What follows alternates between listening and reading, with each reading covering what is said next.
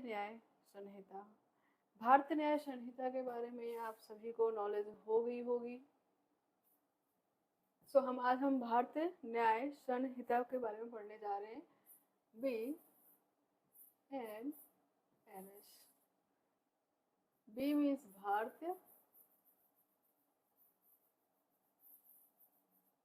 N means न्याय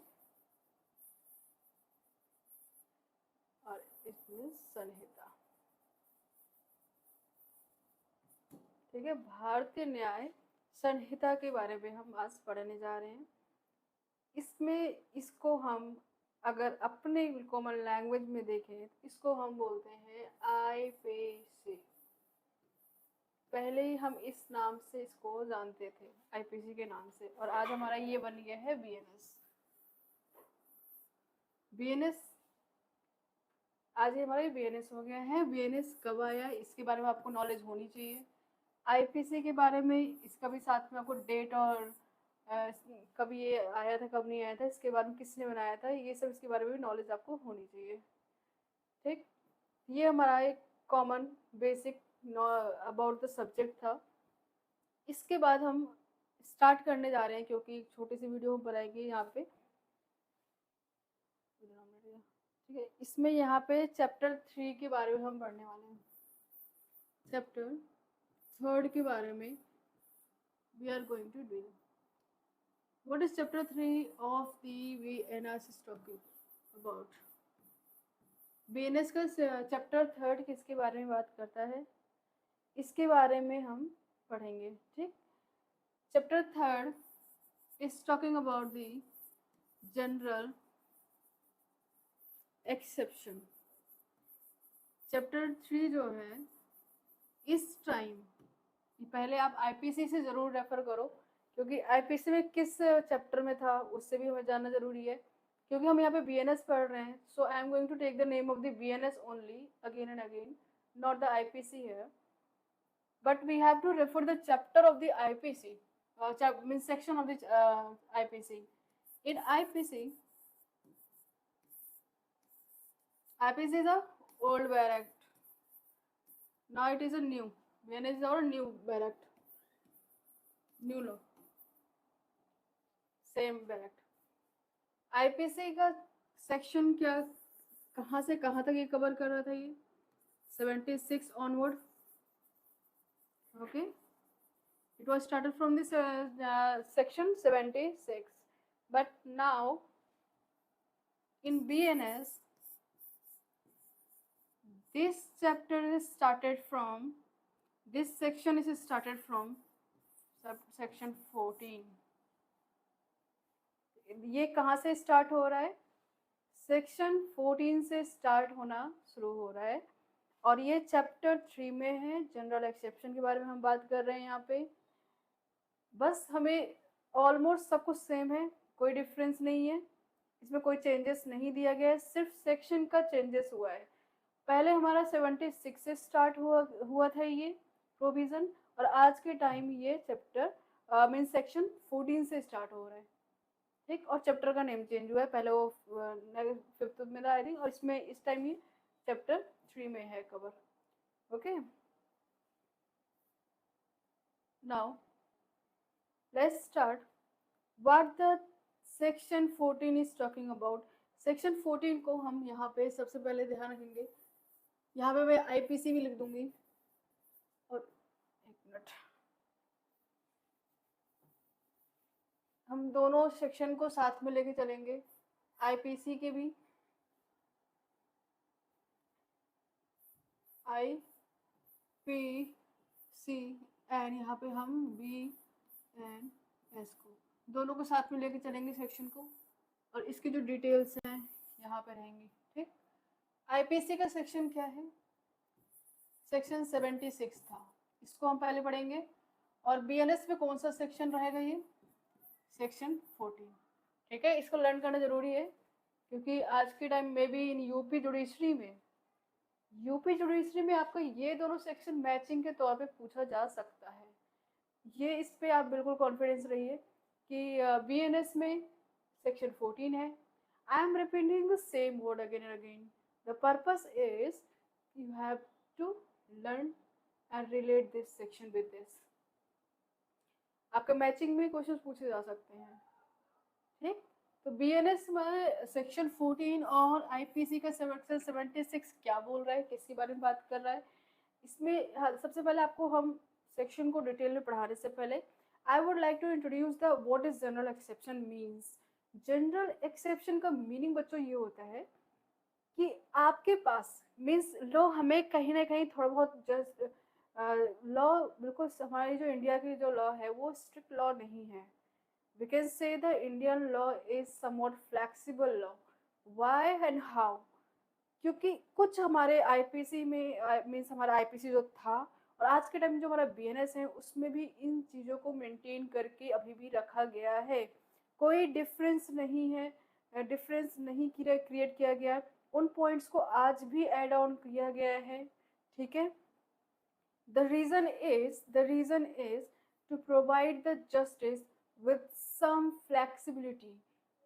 The Indian law is some Indian law में कुछ flexibility है, ठीक है, strict law नहीं है। तो इसीलिए जनरल एक्सेप्शंस दिए गए हैं हमारे उसमें हमारे लॉ में। क्या एक्सेप्शंस दिए गए हैं उस चीज़ को हम देख लेते हैं। अभी जो हमने स्टार्ट करना भी शुरू किया, मैंने कहा कि मैं अभी स्टार्ट करूँगी ऑनवर्ड जो 76 था, आज के टाइम सेक्शन 14 है, उसके ऑनवर्ड कुछ सेक्शंस हैं उसको हम कवर करेंगे, ठीक। अब जनरल मतलब जो कुछ ऑफेंसेस जो हमारे लॉ में दिए गए हैं उन लॉ पे कुछ छोटे छोटे एक्सेप्शंस दिए गए हैं, छूट दी गई है। क्यों छूट दी गई है? क्योंकि उसको किसी ना किसी वहाँ पे हमने उस एक्यूज के कह सकते हैं उस रॉन्ग डूअर के माइंड को रीड किया है और उसके बिहाइंड क्या मेंटेलिटी थी उस चीज़ को हमने डिटेल में स्टडी की है। उस चीज़ को हमने माइंड में रखते हुए हमारा जो जुडिशरी सिस्टम है उस पर्सन को जस्टिस प्रोवाइड किया है। इसके लिए हम एग्जांपल सबसे पहले हम ले लेते हैं, ठीक है। सबसे पहला हमारा एग्जांपल है 14 section 14 that is section 76 in IPC and BNS in section 14. What the section 14 is talking about? अब देखिए यहाँ पे लिख रही हूँ मैं act, always write down act. This first of all let's see, I'm going to introduce something. Just see, there is an act and there is act. What is the difference between both? Can you tell me? Anybody can tell me the difference between this? You are a law student, you should know the difference between all these two terms. This is our law word, legal word, and this is our not a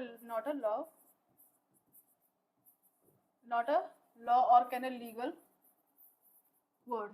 Okay, इससे हमें नहीं लिखना कहीं पे भी, mostly student लिख के आते हैं, हमें नहीं लिखना।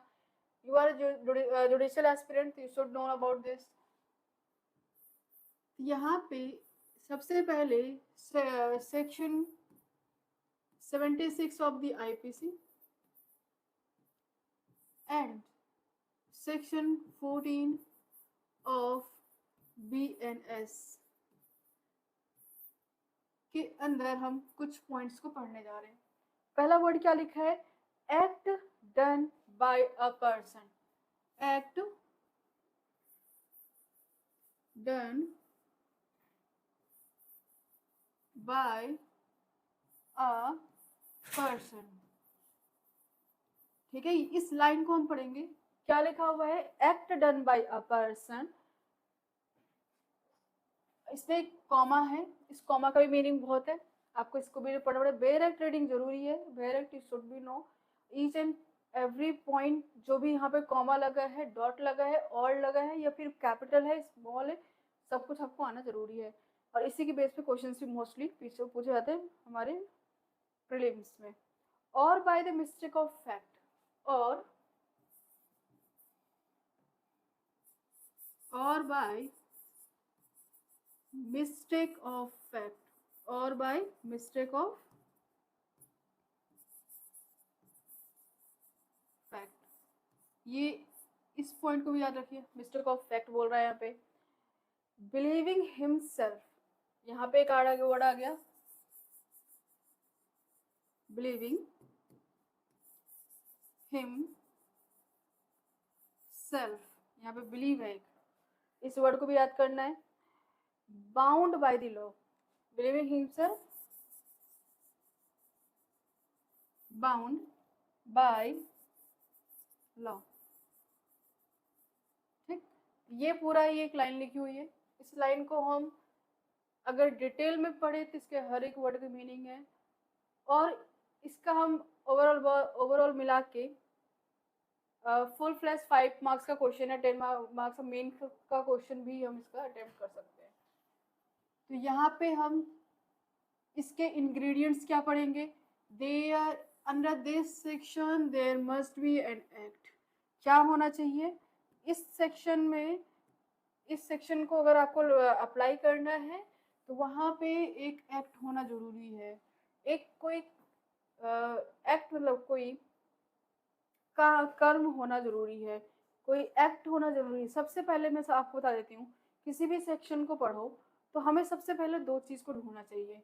You must be find out two word, that is mens rea and actus reus, actus reus। आपको हमेशा दो वर्ड को फाइंड आउट करना चाहिए। हमें यहाँ पे एक वर्ड एक्ट दिख रहा है, इस एक्ट को यहाँ पे देख लो, इस वाले एक्ट के बारे में बात करें, कोई एक्ट किया जा रहा है, वहां पे जरूरी है कोई एक्ट किया गया हो। An act should be done किसके by, by a human being, not by a animal, by a human being, by a human being, किसी इंसान के द्वारा काम किया गया हो। Any act done by a person, a person should be a human being, person means human being ही होता है। हाउ, ये एक्ट कैसे किया गया उस इंसान के द्वारा, by the mistake of fact, किसके थ्रू हुआ है ये काम, उस इंसान के द्वारा हुआ है, but it was in mistake of fact. Okay, it was in the mistake of facts, facts उसको पता था बट वो मिस्टेक्स में था, इट वॉज इन मिस्टेक्स। और उसको ये विश्वास था कि वो मतलब वो उसमें जो पर्सन है वो अपने आप को ये मान रहा था कि मैं क्योंकि बाउंड बाई लॉ हूँ तो मुझे इस एक्ट को करना जरूरी है। He is bound, believe himself bound by the law, by कानूनी ये इंसान हमेशा यहाँ पे बाउंड रहेगा। इस पर्सन ने जो एक्ट किया है because he was bind by the law. तो यहाँ पे अभी स्टेप बाय स्टेप 3 सेक्शंस आएंगे, तीनों सेक्शन में बेसिक डिफरेंस पता लगाना जरूरी है। इसमें सबसे ज़्यादा इंपॉर्टेंट डिफरेंस है कि ये है बाइंड बाय द लॉ, ये पॉइंट आपको जरूरी है याद रखना, और यही पॉइंट आपको डिफरेंस क्रिएट करेगा 3 सेक्शन में इसके बैक टू बैक। ठीक है, एक ऑर्डर बाय द लॉ जज है, इसके बाद है ऑर्डर ऑफ द कोर्ट है, तो 3 सेक्शन है, तीनों सेक्शन में आपको डिफरेंस पता लगाना जरूरी है। यहाँ पे बाय लॉ लिखा हुआ है। ओके, इसमें ये हो गया।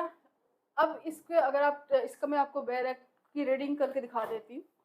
देखिए बेयर एक्ट रीडिंग में क्या लिखा हुआ है, अगर आप इसको डिटेल में और पढ़ेंगे, नथिंग इज एन ऑफेंस, कोई nothing is an offence which is done by a person who is और who by the reason of mistake of fact and not by the reason of mistake of law. ठीक है, ये दो type के mistakes होती है, mistake of fact and mistake of law. Mistake of fact जो है एक्सक्यूजेबल होता है, but mistake of law is not एक्सिक्यूबल excusable. Okay, तो मतलब you should know the law of land, ये हमारा एक प्रिजम्पशंस है, आपके अपने कानून लॉ का कानून पता, अपने लैंड का कानून पता रहना जरूरी है। तो you should know the mistake of law, you should the mistake of law and the mistake of fact जो है उसके लिए आपको एक्सक्यूजेबल है। तो यहाँ पे इसलिए हमें एक्सक्यूज मिल रहा है, इसलिए ये पार्ट ऑफ जनरल एक्सेप्शन में आ रहा है। Second thing, it is done in good faith, किसमें किया गया है, ये गुड फेथ में किया गया है। उससे ये था कि मैं because I am bind by the law therefore I have to do my duty, इसीलिए इसने इन गुड फेथ इस पर्टिकुलर एक्ट को किया है। ठीक, ये सारे इंपॉर्टेंट इंग्रेडिएंट्स थे। अब इसका मैं एक इलस्ट्रेशन रीड कर देती हूँ। फॉर एग्जाम्पल यहाँ पे एक इलस्ट्रेशन में रीड कर लेती हूँ। फॉर एग्जाम्पल लिखा हुआ है a soldier fire on a mob, a soldier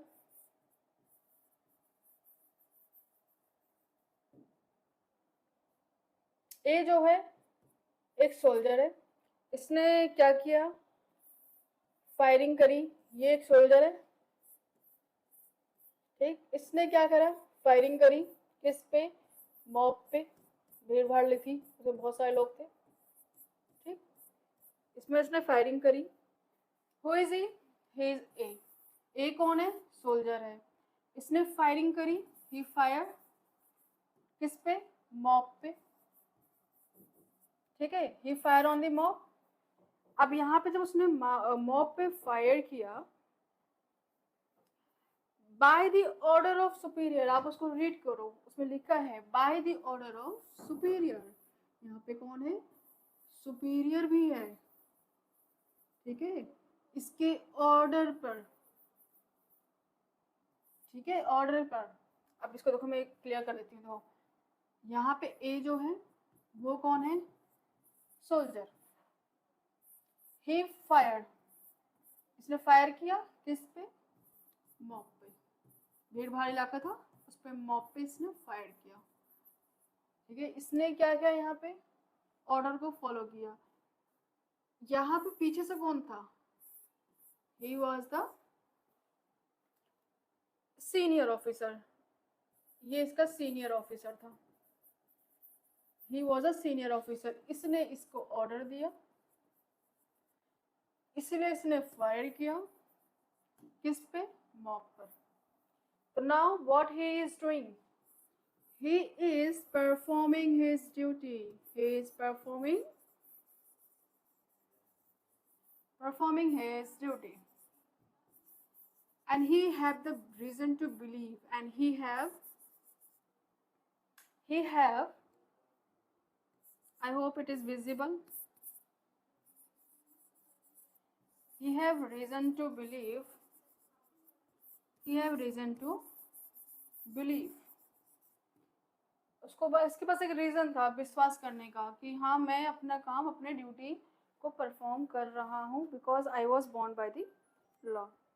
ये इसका यहाँ पे लिखा है so A has committed no offence, so can you tell me he had done any offense when he fired on the mob?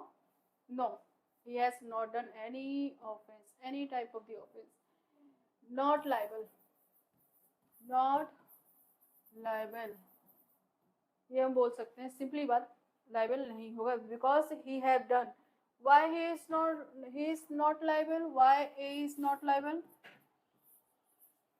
because he have done in good faith,